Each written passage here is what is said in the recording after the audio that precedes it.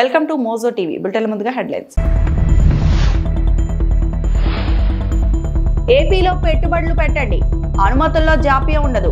AP CM Chandrababu.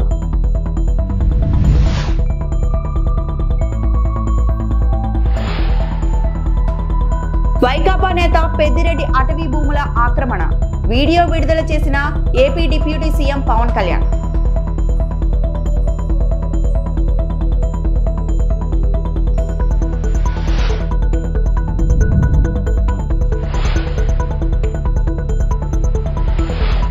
CII సదస్సుతో ఏపీకి పెట్టుబడుల వరద గంటా శ్రీనివాసరావు.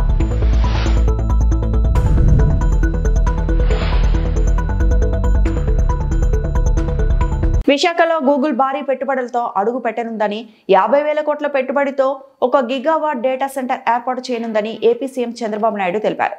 విశాఖలోని నోవోటల్లో నిర్వహించిన ఇండియా యూరోప్ బిజినెస్ సమావేశంలో ఆయన పాల్గొని మాట్లాడారు. సాంకేతిక రంగంలో కొత్త ఆవిష్కరణలను అందిపుచ్చుకుంటున్నట్లు చెప్పారు.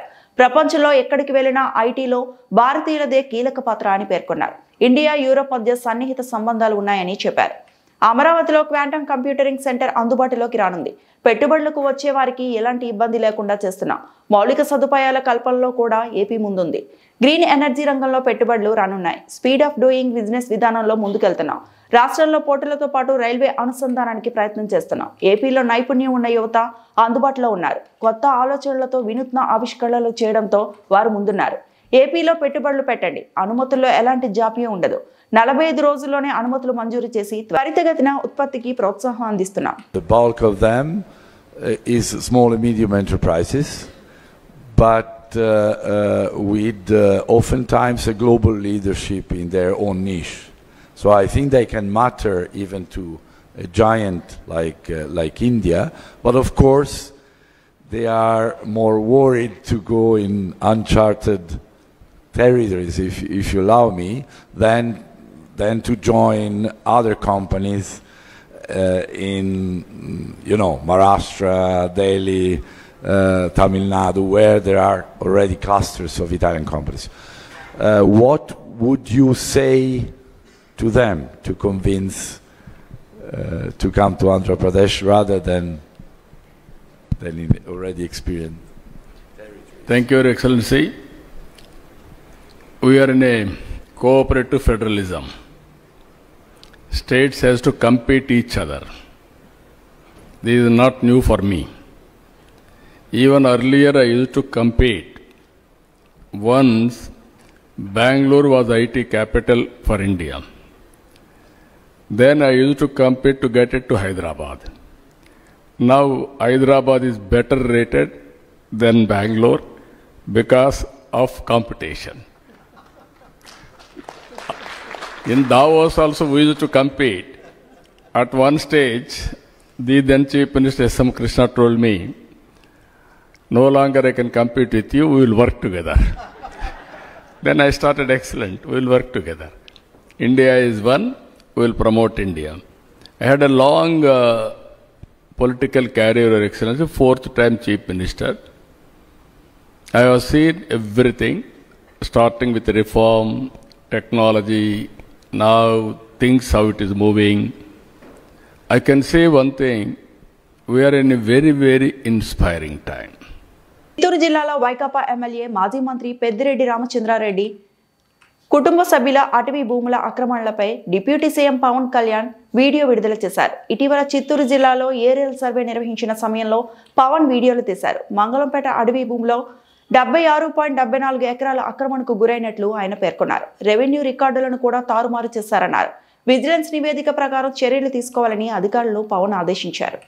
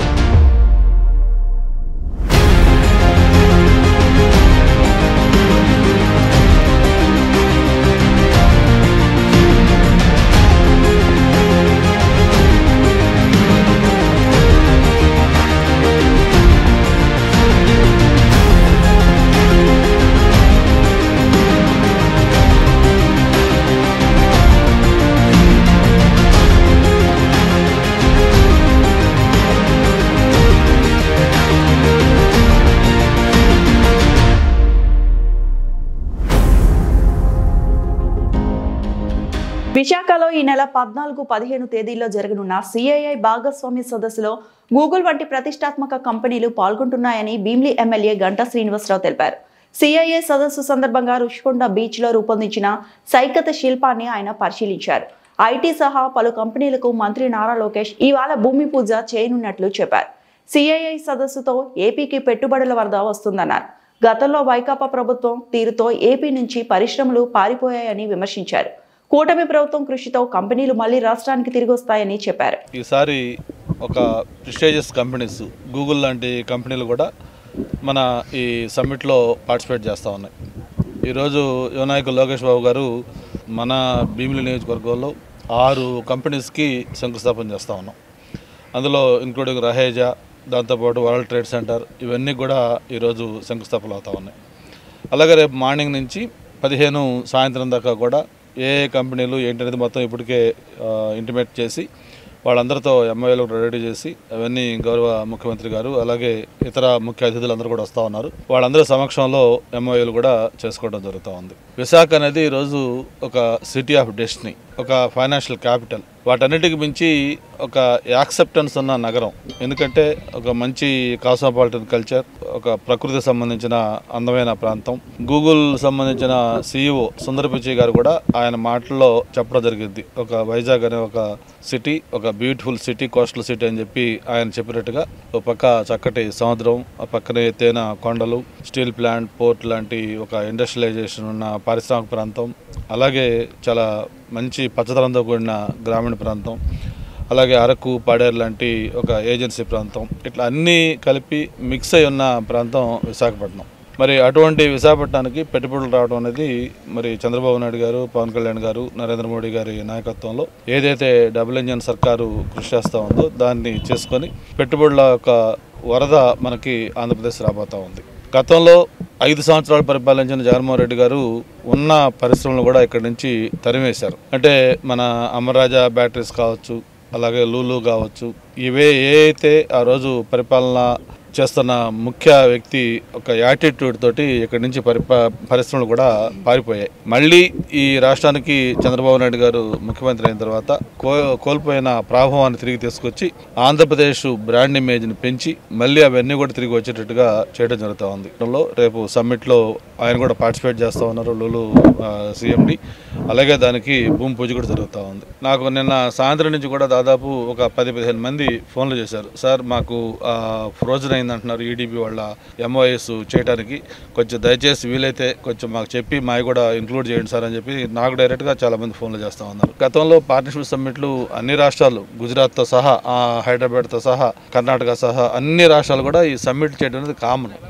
అయితే దీనికి ప్రత్యేకంగా ఆంధ్రప్రదేశ్కి ఎందుకంత క్రేజ్ వచ్చిందంటే ఇక్కడ ఉన్న నాయకత్వం, అటువంటి నాయకత్వం ఉంది కాబట్టి క్రేజ్ వచ్చింది. అందుకే ఇది గ్రాండ్ సక్సెస్ అవుతా ఉంది. దాదాపు మెజారిటీ MOEs అన్ని కూడా మన భీమిలి నియోజకవర్గంలో అవుతా ఉన్నాయి. ఈ రోజు లోకేష్ బాబు గారు చేసే 6 ఫౌండేషన్స్ కూడా మొత్తం మన భీమిలి, దట్టు మధురవాడ, ఎండాడ ప్రాంతంలోనే జరుగుతూ ఉన్నాయి. ఇంకా రేపు జరిగే వాటిల్లో కూడా గూగుల్ కానీ లేకపోతే మిగతా ఇతర MOEs కూడా మెజారిటీ మనకే వస్తూ ఉన్నాయి. శ్రీవారి కటాక్షంతో దేశ వైభవం ప్రపంచవ్యాప్తంగా ముందుకు వెళ్తోందని బీజేపీ రాష్ట్ర అధ్యక్షుడు మాధవ్ అన్నారు. తిరుమల కొండపై మలయప్ప స్వామి సేవలో ఆయన తరించారు. స్వామివారి కృపా కటాక్ష వీక్షణాల కారణంగానే యావత్ విశ్వం అలాగే మన దేశం కూడా ముందుకెళ్తుంది. భారతదేశ వైభవం ఇవాళ ప్రపంచవ్యాప్తంగా ముందుకెళ్తుంది. ఆధ్యాత్మికంగా అందరూ కూడా ఆలోచన పదంలో ముందుకెళ్లే విధంగా ధర్మ రక్షణార్థం అందరూ కూడా వాళ్ళు ముందుకెళ్తున్నారు. రాజకీయ పార్టీలు కూడా అటువంటి ఆలోచనతోనే ముందుకెళ్తున్నారు. కనుక రాబో కాలంలో స్వామి యొక్క కృప కారణంగా తప్పనిసరిగా మన దేశం ఆ విధంగా వెళ్లాలని, మన రాష్ట్రంలో కూడా అనేక రకాలుగా పెట్టుబడులు వచ్చి మరింత సుభిక్షంగా అందరికీ క్షేమం కలగాలని చెప్పి స్వామివారిని మేము వేడుకోవటం జరిగింది. స్వామివారికి అపవిత్రత కలిగించే ఏ అంశాన్ని కూడా మేము విడిచిపెట్టకుండా ముందుకు తీసుకెళ్తాం.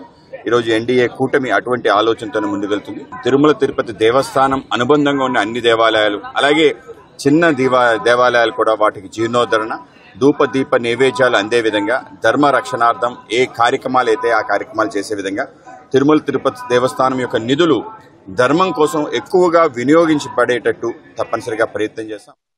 సినీ నటులు అంజలి, శ్రీనివాస్ రెడ్డి తిరుమల శ్రీవారిని దర్శించుకున్నారు. VIP విరామ దర్శనంలో పాల్గొని ప్రత్యేక పూజలు చేశారు. వెంకటేశ్వర స్వామి దర్శనం కోసం వచ్చాము. మంచి దర్శనం బాగుంది, ప్రశాంతంగా ఉంది. అండ్ ఎవ్రీ టైం ఇక్కడికి వచ్చినప్పుడు ఒక పీస్ ఆఫ్ మైండ్ తీసుకుని ఊరెళ్తాము. సో ఈ రోజు కూడా అది జరిగింది అండ్ చాలా సంతోషం అండ్ లుకింగ్ ఫార్వర్డ్ ఇంకొకసారి మేడం. నెక్స్ట్ మూవీ ప్రాజెక్ట్స్ ఏమున్నాయి? నెక్స్ట్ లైన్ అప్ లో ఉన్నాయండి, అఫీషియల్ అనౌన్స్మెంట్ చెప్తాం. ఈ రోజు స్వామివారి నిజరూప దర్శనం జరగటం చాలా అద్భుతం. చాలా చక్కటి దర్శనం జరిగింది. చక్కటి ప్రసాదాలు, చాలా తృప్తిగా, చాలా ఆనందంగా ఉంది. ఏడుకొండలవాడ వెంకటరమణ గోవింద గోవింద. ఆది గణపతి మొక్కు తీర్చుకున్న బెల్లంకొండ సాయి శ్రీనివాస్. ఆయన వెళ్లి శ్రీ విఘ్నేశ్వర స్వామి వారిని దర్శించుకున్న ప్రముఖ సినీ నటుడు బెల్లంకొండ సాయి శ్రీనివాస్. స్వామివారికి 10,000 కొబ్బరికాయల మొక్కు తీర్చుకునేందుకు వచ్చిన బెల్లంకొండ సాయి శ్రీనివాస్ ఇటీవల రిలీజ్ అయిన కిష్కింధపురి సక్సెస్ కావడం పట్ల మొక్కు తీర్చుకున్నానన్న సాయి శ్రీనివాస్. శ్రీ విఘ్నేశ్వర స్వామి వారి ఆశీస్సులు ఇలానే ఉంటే మొత్తం 50,000 మొక్కు తీర్చుకుంటారని అన్నారు. దానిలో భాగంగా తొలి విడతగా ఈ రోజు 10,000 కొబ్బరికాయలను స్వామివారికి మొక్కుబడి చెల్లించుకున్నారు. స్వామివారి మొక్కు తీర్చుకోవడం పట్ల తనకు చాలా సంతోషంగా ఉందని వ్యక్తం చేసిన ప్రముఖ సినీ నటుడు బెల్లంకొండ సాయి శ్రీనివాస్.